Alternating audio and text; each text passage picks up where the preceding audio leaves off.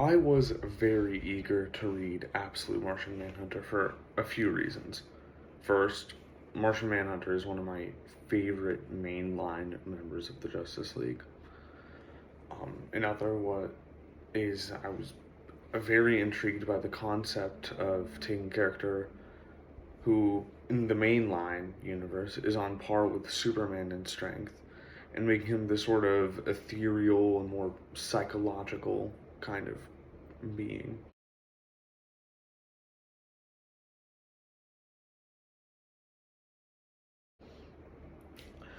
I was also told that the book had a lot of allusions in its art to historical movements and explicitly expressionism.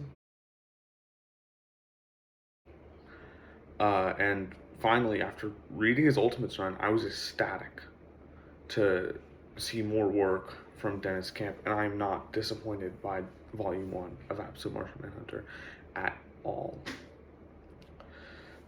First, the characters. The You have, the Martian and John Jones. Dual time, I would say, well, around dual time, is spent developing both of them. John Jones has his life changed almost immediately by the presence of the Martian. And while John is a workaholic and trying to adjust a new location, when he gets moved over to the FBI's task force in Middleton, Colorado, after moving his family over from Washington, D.C., that alone would make for a very interesting protagonist after, you know, the Martian appears. Um, he miraculously survives a bomb and wakes up being able to kind of see other people's emotions, memories, and thoughts with the thought smoke powers of an entity known as the Martian, and this exotic psychic power that the Martian helps John utilize uh, is a side effect of the Martian pretty much using John as a kind of vessel. John has his life turned upside down from this, and he is very well written and realistic as this workaholic and investigator who is suddenly granted very confusing and complex and very hard to explain in the format of a review form of telepathy. Every major character in this book, besides John and the Martian, also have a lot of realism in how they're reacting to situations and how they are written.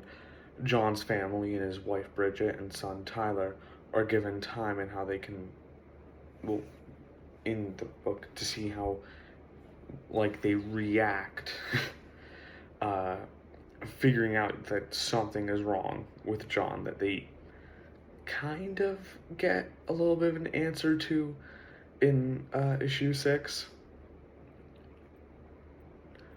And we also see that they have real struggles even with the recent move before the immediate events of the story.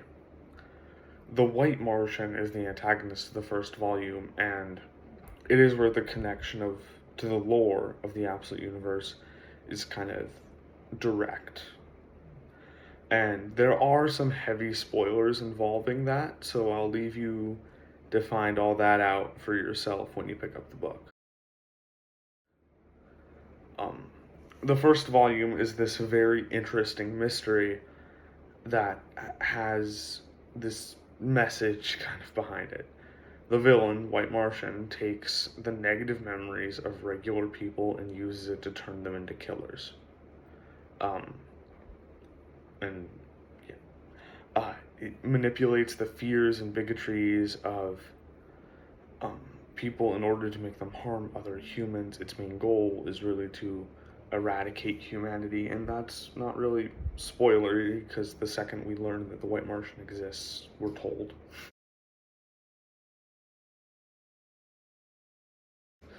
That. And the Green Martian, this Martian, acts as a sort of reversal of that. Where the White Martian utilizes hate in its first appearance in order to drive somebody to commit an atrocity, The Green Martian instead teaches John how to use the thought smoke and help him in stopping the White Martian doing this. And that, in part, can be solved by stopping the hate that the White Martian manipulates.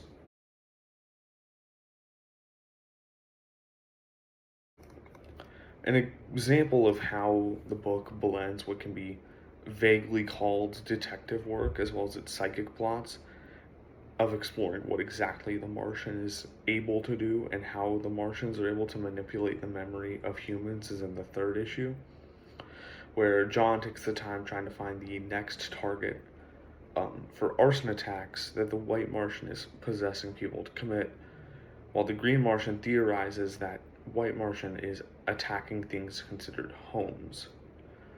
With this clue, John is able to find out that the next target would be something that represents the concepts tied to the home, a home, for most people in the city, that is shelter, security, safety. This leads the Martian to having to deal with the negative manifestation of memories of people that the White Martian is manipulating in that plane of emotion, while John helps the people in the physical world.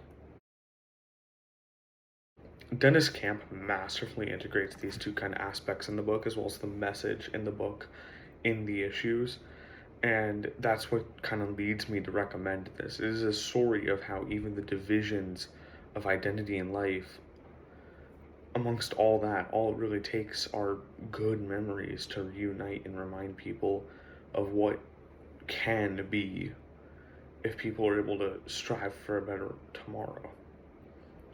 And I'll probably do a video essay on that at some point, but onto the composition of the book. It has an excellent way of interacting with its readers, having them hold the book up to light. And it was a little bit difficult to actually activate it on the pages, but that might just been my copy. But it'll have, here, I'll try to find one real quick. These sections at, I think it was issue 1's end and issue 6's end, where it'll have a reverse message that can peer out through the previous page. And I found that very interesting and a very unique way of kind of getting readers to truly it's unique. I like it. The artwork of the book, from the first few panels, it was absolutely stunning visually. The duality between the reality absent of solid nature that the Martian sees compared to what the other characters in the book see is this excellent duality that is complemented by an art style that wouldn't draw attention away and complements the abstractness perfectly. It doesn't draw at the fantastical issues when you see Martian vision blend perfectly in with what John usually sees and what other characters see in the normal world. As well as this, there was a lot of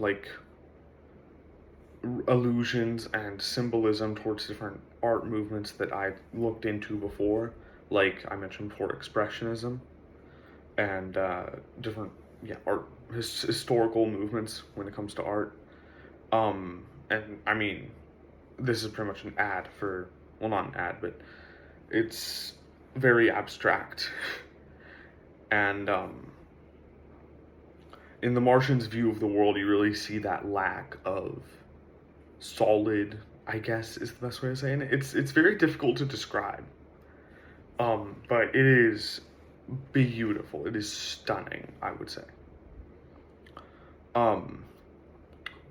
There's certain descriptions towards how the powers work, very much seeing sounds and hearing colors. The depiction of the Martian and John's different psychic abilities are one of my favorite parts of reading this volume, as well as how the two Martians are able to manipulate reality in different ways, and that being kind of shown in their final fight.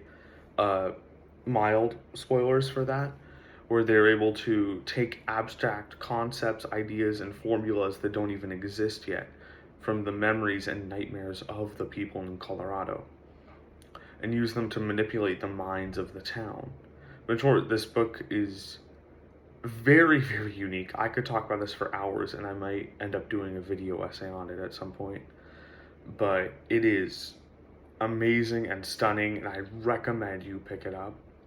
Um, it's like, I think $19 for the first volume, and I highly recommend it for the softcover volume. Um, I can't wait to see where this story goes. Honestly, after issue 3, I thought it would be kind of a mix of a detective story along with the fantastical psychic and uh, like sequences of memory. But I was a little bit subverted in my expectations, and I am very happy and very anxious to see where this goes. It has an amazing concept, and again, I cannot recommend it enough. Um, well, that was Silver Rogue Reviews, signing off.